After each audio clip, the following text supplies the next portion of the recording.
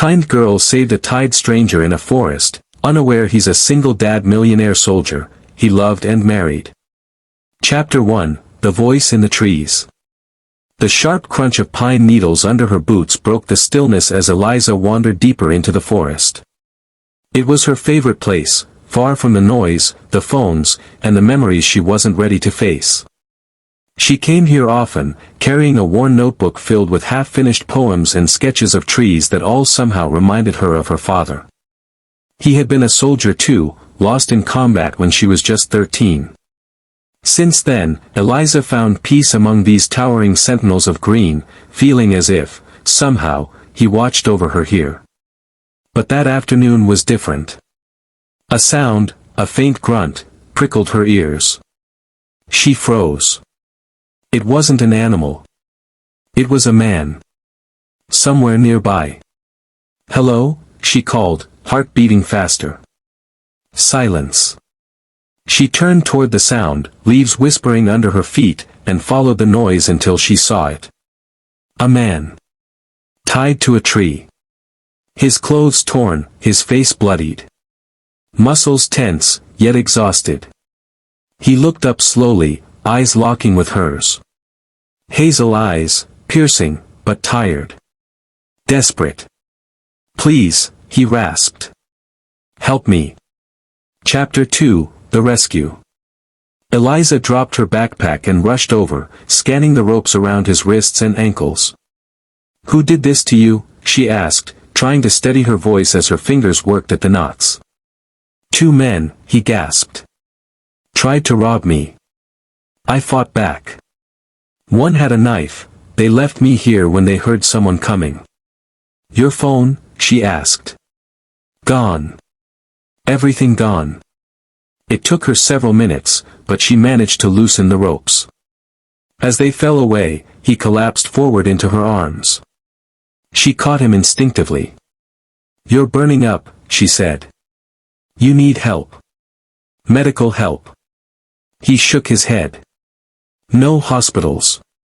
Not yet. Please. Just somewhere safe." Eliza hesitated, then nodded. "My cabin's not far.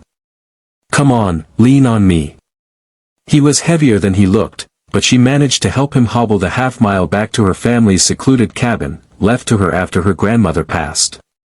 Chapter 3, The Stranger's Silence. For 2 days, she cared for him. Cleaned his wounds. Made soup. Kept the fire going. He told her his name was James. No last name. No details. Still, he was respectful.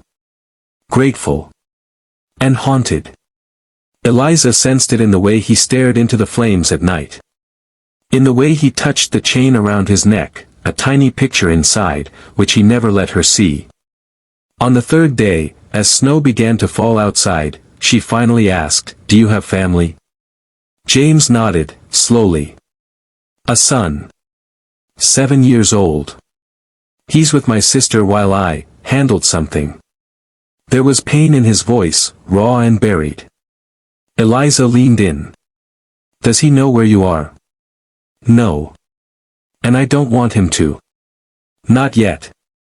Chapter 4, Truth Under Fire. That night, Eliza heard something, tires on gravel. Voices. Not friendly ones. James stood up the moment she told him, grabbing the metal poker from the fireplace. "Stay inside," he whispered. But Eliza followed him out. 2 men, scruffy, armed, dangerous, stood near the trees. "There he is," one hissed. "Told you he couldn't be far." James moved fast, disarming one before the other could react. Eliza grabbed a flashlight and blinded the second long enough for James to wrestle him to the ground. When it was over, both men were restrained with the same ropes they'd once used on him. James turned to her, breathless. "Thank you," he said, staring at her like he was seeing her for the first time. "You didn't run." She shrugged, heart pounding. "You didn't either."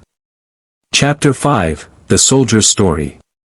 When the police came, James finally told the full truth. He was a retired Special Forces soldier.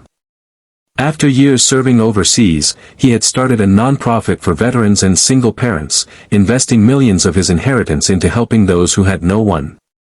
The men who attacked him had been working for someone he once tried to help, who turned to crime. James had been tracking where the missing funds had gone. They wanted to silence me before I exposed them. Eliza stared at him in disbelief. Why didn't you just tell me who you were? He looked down. Because you helped me without knowing. Because you didn't see money. You saw a person in pain. Chapter 6, Healing Hearts. Over the next weeks, James stayed. Not because he had to, but because he wanted to. Eliza watched him call his son, and cry. Watched him start to smile again. He rebuilt the cabin roof. Painted her porch. Told her stories of places she'd only ever seen in dreams. And she, the girl who had learned to live quietly in the woods, began to laugh again. There was one moment, beneath a snowfall, her hand in his, that everything shifted. He asked, quietly, "Can I take you to meet my son?" She nodded. "I'd love to." Chapter 7, Full Circle. 2 years later, Eliza stood in a modest white dress beneath a canopy of pines, the same forest where it all began. James, now fully recovered and thriving, took her hands in his. His son, Max, stood proudly beside them as best man. "You saved me," James whispered as he placed the ring on her finger. She smiled, eyes glistening. "No. You found your way back. I was just there to remind you how." Epilogue, What Kindness Builds. Their story became more than a memory. It was retold in veteran shelters, in single-parent circles, in children's books, how one act of kindness rewrote the ending of a soldier's broken path. Eliza never thought she'd change the world. But sometimes, changing one life changes everything. Message. Kindness is never wasted. Sometimes, the smallest compassion can unlock the greatest love, and remind someone lost that they are still worth saving.